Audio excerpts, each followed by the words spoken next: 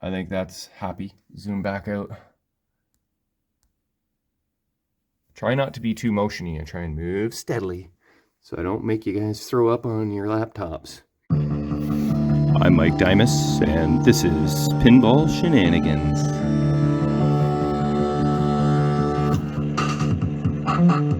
My basement door has been on and off so many hundreds of times that I have to fix the holes yet again.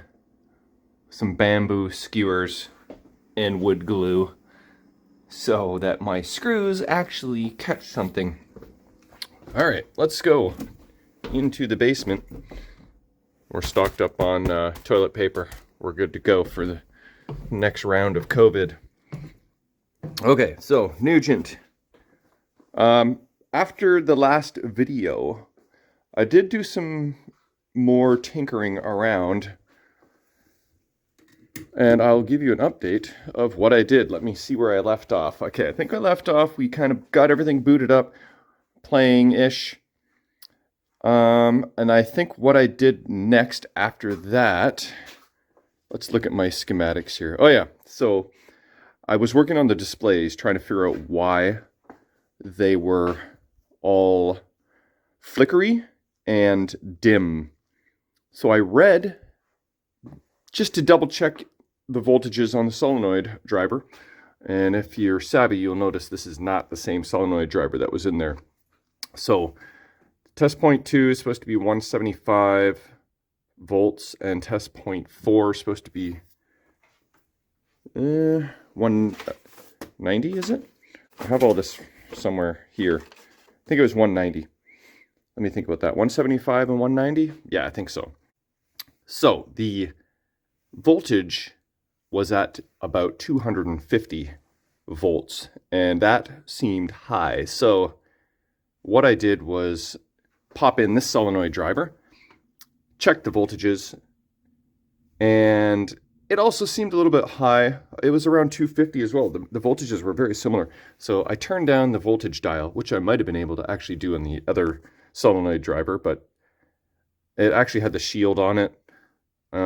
So I couldn't really reach it, and I did take the shield off. Anyway, long story short, I put in this new solenoid driver, and boom, my displays stopped being all flickery and dim. So that actually solved the problem. So maybe just turning the dial on the old solenoid driver to lower the voltage might have solved that, but I didn't think of that till afterwards. So next issue is that one of my displays was dead completely, and I swapped it with another one just to confirm, and sure enough it was the display. So I went into my display stash. This is another display that I have that I just wanted to double check is also dead.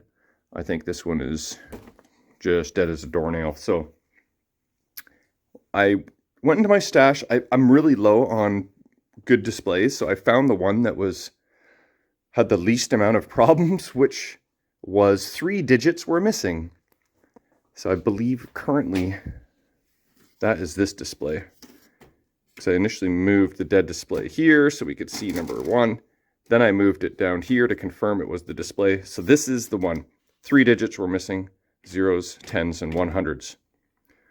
And I took it over to the old bench here and replaced, see here it is, missing 3 digits, but okay. So I replaced 3 of the 6 resistors on the display. They were testing bad, so I was like, tested all the 6 resistors. These guys, these 3 and these 3 here.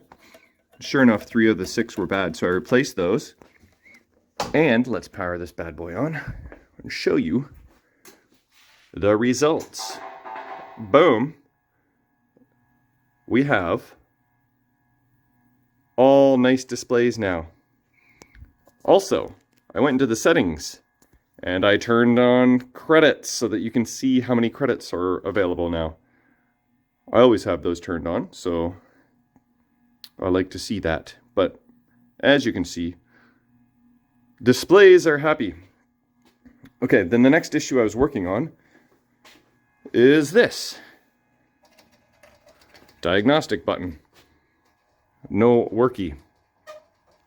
I read that if that's not working, on the Alltech board here, there's a MPU test. You press that, and that will get you into diagnostics. Well, that wasn't working. So what I did was short these two wires together, like so. That didn't work. So, did some more reading. See this red and yellow wire and this red wire? They go all the way back to here. This is the red wire and the solenoid driver. And the yellow wire is right here. J2, pin 5. Is that the one? Anyway, I repinned both of them and tested the continuity all the way from the switch to the board, and the continuity is good. So I posted on Pinball Repair Help group, and I had a couple suggestions like try a new MPU. What else was suggested? I think a couple people suggested trying a different MPU. But then Corey Cook, London Pinball, sent me a private message. Said to clear the memory on the Alltech board, which is, I'm hoping and believing, might actually solve the problem. When I first put in the Alltech, I thought, oh, maybe I should clear the memory first. But then I thought also that, well, I need to confirm that the Alltech is actually booting up and working before I can clear the memory. So I installed it to test it, and then I completely forgot about clearing the memory. And you can do that by, I believe, this dip switch setting here. You put the first one on the lowest, and then the rest on, you click all these guys up or all them down, I forget, and then turn on the machine. We're gonna do that. I'll do that with you so you can see, and then we can find out if I can actually get into diagnostics. That is the plan for right now. So give me a second, I'm gonna pull that up. Okay, here it is, the Alltech manual, page 10. The memory clear function may need to be performed if you observe strange display values, which I actually was, or are unable to access the bookkeeping mode. This may be due to different memory space allocation from one machine to another. So, the way we do that is memory clear function. So, that first switch has to be down and the rest need to be up. And then I think we just turn the machine on and it'll do some blinking and whatnot, and then memory will be clear. So let me set that up. Alright, so we wanted all these guys up. Was it? How do I forget already? Like, what a shenanigander. And the first one down. Is that what it was? I think it was. Okay, so now let's power the machine off and power it on. And look, it's doing some blinking.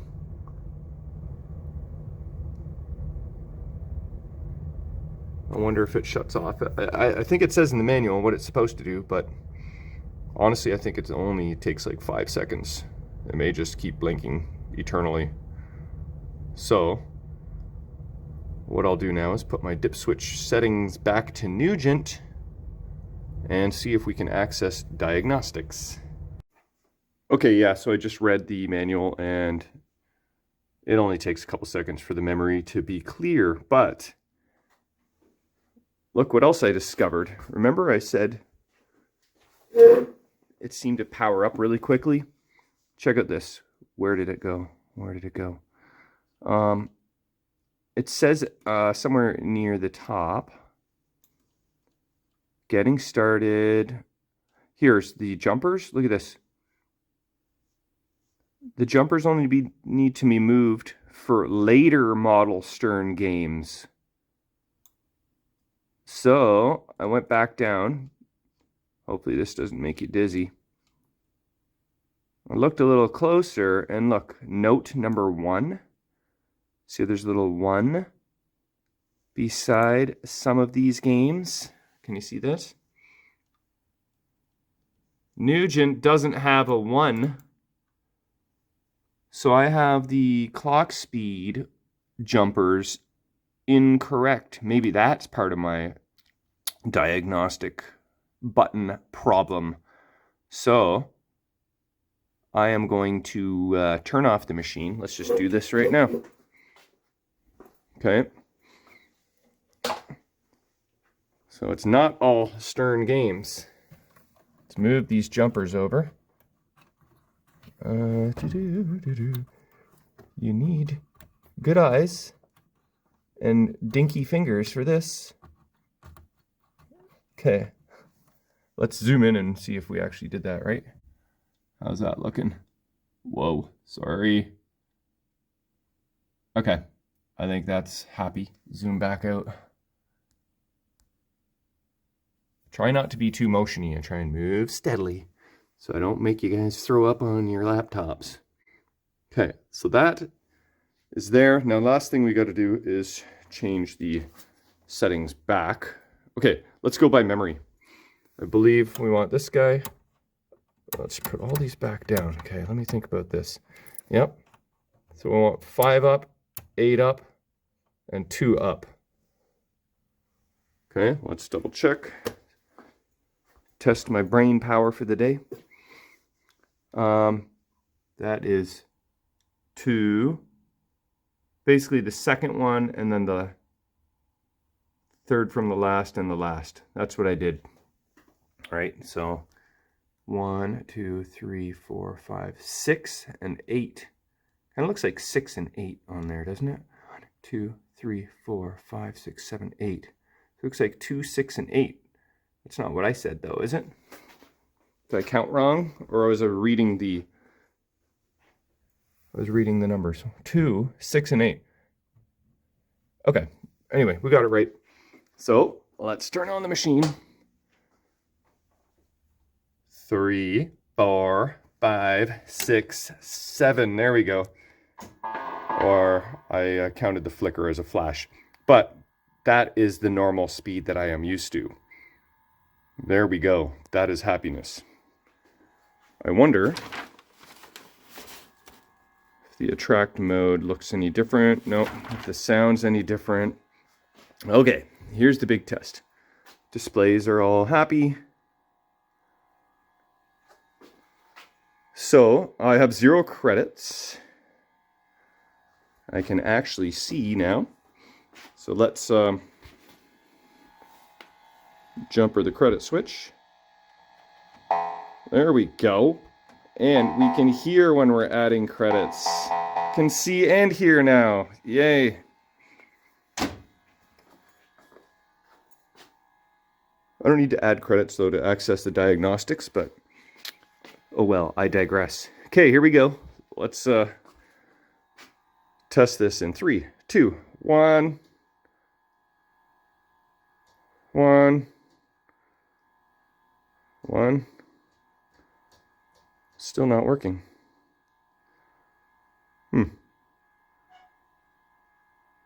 Okay, let's jumper the switch. Maybe the switch is bad.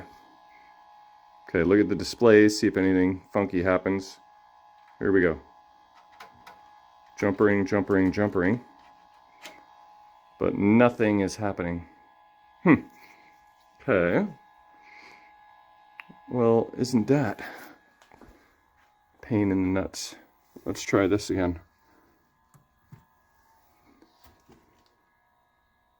No. Definitely the memory cleared though. So I don't have a high score to date anymore. So that actually worked. But can't get into diagnostics. So maybe I will have to try a new MPU after all. I have another one. So I guess that's what I'm going to have to do. So I'll move on to that. Okay, this is a more modern version of Alltech. I didn't plug in the sound board. And I was missing one of the jumpers, so I stole one from the other guy.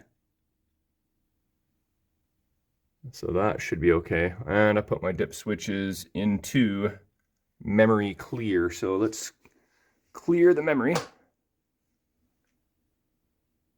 Huh? Nothing's happening. Nothing is happening at all. Where's the LEDs on this thing?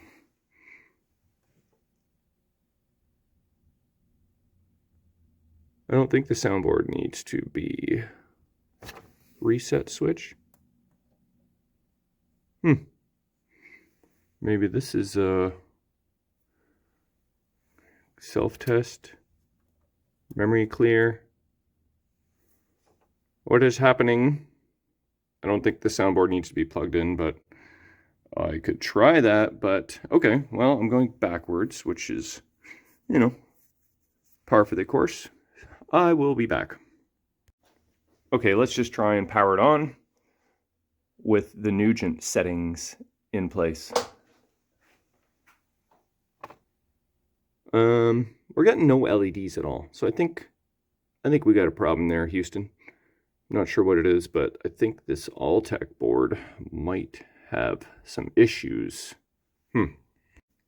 Yeah, just a side note, this Alltech board came with a Lost World Bally that I yoinked out of, so I never did test it. What's this say? Version 9.1, and the version up here is 9.2, so that is the latest version, 9.2. So this is very new version, at least, so it's not that. I don't think it has anything to do with the jumpers. Anyway, I have one for sure known working Alltech, my test board. So, time to bust that out. Okay, the bad news is that I went up to get my Alltech test board, but I think I let it go in my Harlem Globetrotters. I think I sacrificed it. And I don't have any other Weebly MPUs left. I bought 3 of them like 5 years ago and finally used the last one on something else recently. The good news is that I was reading the troubleshooting, and I don't know, I thought I'd test the 5 volts on this board, and then I thought, first, let's just disconnect the soundboard from this MPU. And it started booting up, but I didn't let it boot up all the way. I was waiting for you guys to join me. So here we go. Look, we got LEDs. That should be 1, 2, 3, 4, 5, 6, 7. Is that 7? Here we go. All right. What? 23. Looks like we should probably... Yeah, we have to do the memory. We have to do the memory thing. Okay, I'll be right back. I'm going to reset the memory. Okay, memory has been cleared. Oh, my cat is screaming upstairs. Okay, let's see. Hey, there we go. Got rid of any garbage in the memory. We won't have sound, of course. Hey. My credit switch is turned off again. And I still have that. Here we go. Credits displayed. That is switch 20. We want on. Switch 20 on. Okay, where are you? Switch. Can you see? I just have to look through the camera. It's a better view. Okay. Switch 20. I think it's that guy. Number 5. Honestly, it's so hard to see. Got glare and more glare.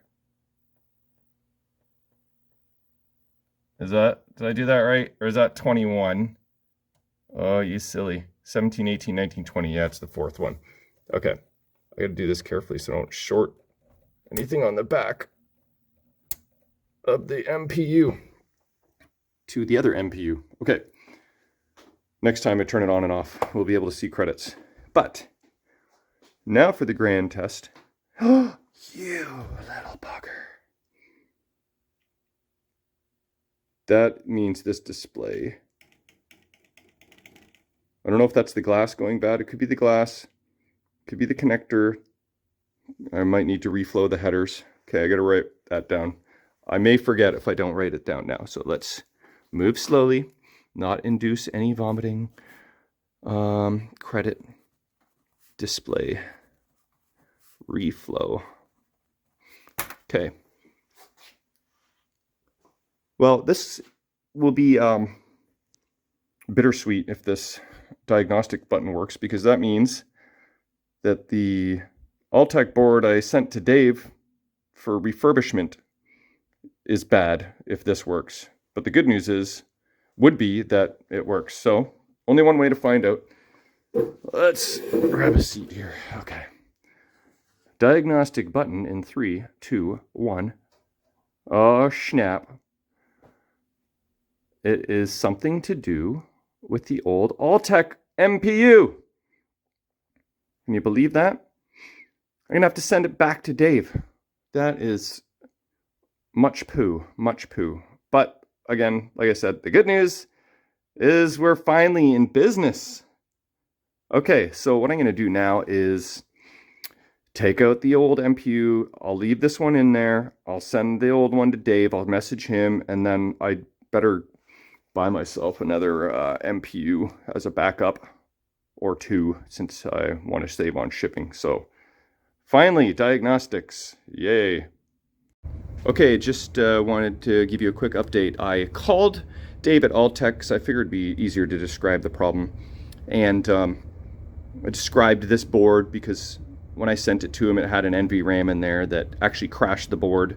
So I mentioned that to him, and it did jog his memory. So he actually remembered this specific board from, I don't know, 6 months or 8 months ago or whatever it was. And so he called me back. When you call there, you get an answering service. And I gave my information, and he called me back within like 5 minutes. So that is some awesome support there. So I was talking to Dave for a bit, and he's not exactly sure what it is yet, but he's going to check some schematics and give me a call back. So I'll keep you posted on that. Okay, I just removed and reflowed the headers on that display, and as you can see, it didn't work. But the segment kind of like flickers on and off. That's why I was thinking it was connection issue, but I guess I better move over to segment issue. Segment E is missing. Oh, I just clicked on it. I forgot. It's a touch screen. And E is Q17. So I think I'm going to replace Q17 and see if that solves my problem. Okay, so Dave at Alltech called me back, and he had me do a couple things.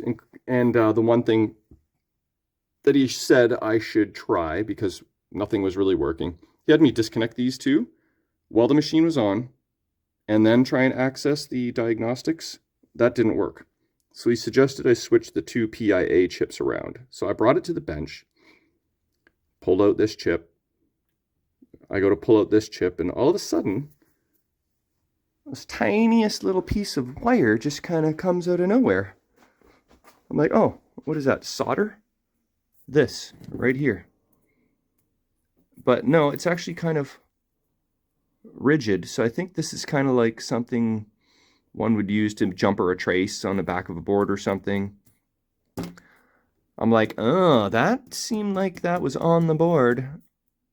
Didn't just like fall on there in the last 10 minutes, kind of thing. So I go plug in the board with the two PIAs swapped, and lo and behold, we've got diagnostics. So of course I had to go back and swap them back just to confirm whether, you know, one of the PIAs was bad. I didn't think it was. And so, check this out. Let this guy boot up. Okay. Oh, on a side note, one other thing he mentioned that he's seen this before is, if you ever run into this issue, put all these dip switches to the right.